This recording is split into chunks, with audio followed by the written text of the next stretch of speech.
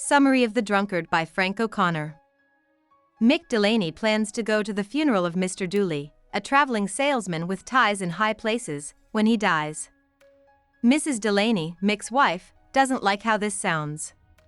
This isn't because she doesn't like Mr. Dooley, but because Mick, a hard-drinking laborer, is currently sober. She fears that Mick might give in to the urge to drink after the funeral, which would lead to the trouble and poverty that happen when Mick drinks. Mrs. Delaney wants their preteen son Larry to go with Mick to the funeral so that Larry can stop Mick from drinking. Larry thinks about how his mother has a lot of faith in him even though this has never worked before. Mick has a good time at the funeral. It's a great party with lots of important people and nice cars. He talks to these people, shows off in front of them, and looks forward to drinking with them later. After the funeral, he ignores Larry's requests to go home and uses lemonade to get him into the pub. With his back to Larry, he starts bragging in front of the other mourners about all the other big funerals he has been to in the past. Larry, on the other hand, gets bored and thirsty, so he drinks his father's unfinished pint from the bar. Larry drinks while his father isn't looking because Mick is busy making himself look important. Even though he doesn't like the taste at first, he soon feels pleasantly elevated. However, this quickly turns into sadness, an inability to control his movements, and nausea. When Mick finally figures out what's going on, Larry is about to throw up. Mick is mean to Larry while he is throwing up.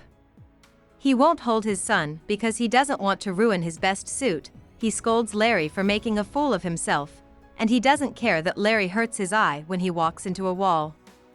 Mick helps Larry get home with the help of Peter Crowley, a fellow mourner and drunk. On the way home, Larry seems to go through every drunken emotion, from feeling sorry for himself to getting angry quickly. Mick is upset that some women in town are laughing at the strange sight of two sober middle-aged men bringing home a drunk little boy. When they finally get home, Peter Crowley leaves quickly because he is afraid of Mrs. Delaney's anger. In the meantime, Mick takes Larry's clothes off and puts him to bed. Mrs. Delaney, who had been out, comes home and yells at her husband for filling your poor innocent child with drink and making a shameful scene for the whole town to see. Mick tries in vain to say he is not to blame. The next morning, after Mick goes to work in shame, Mrs. Delaney runs to Larry, who is still in bed, and calls him Mick's guardian angel. After all, Mick didn't drink a drop because of Larry. About the author. Frank O'Connor, a pen name for Michael Francis O'Donovan, was born and raised in Cork, Ireland, where he also went to elementary and high school. Michael and Minnie O'Donovan had a rough home life, and O'Connor was their only child. Michael O'Donovan Sr. used to be in the army, but his serious alcoholism made it impossible for him to keep a job after he left. Even though O'Connor was angry with his father, he was close to his mother, who took care of Frank and cleaned houses to help support the family. Before O'Connor joined the Irish Republican Army in 1918, he worked as a librarian. Between 1922 and 1923, he was locked up for being a member of the Irish Republican Army. When O'Connor got out of prison, he became something of a Renaissance man.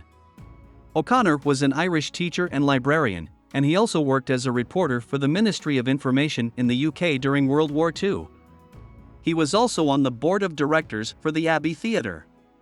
After releasing several works, including his short story Guests of the Nation in 1931, O'Connor became known as a writer.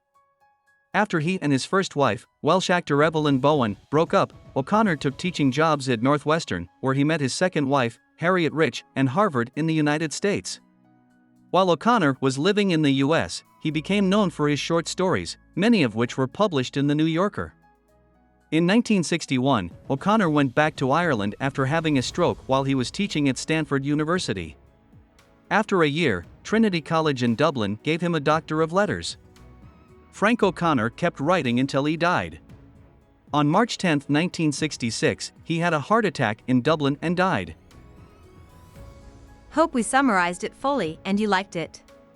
Please hit the like button and subscribe to our channel so that we are motivated to create more videos.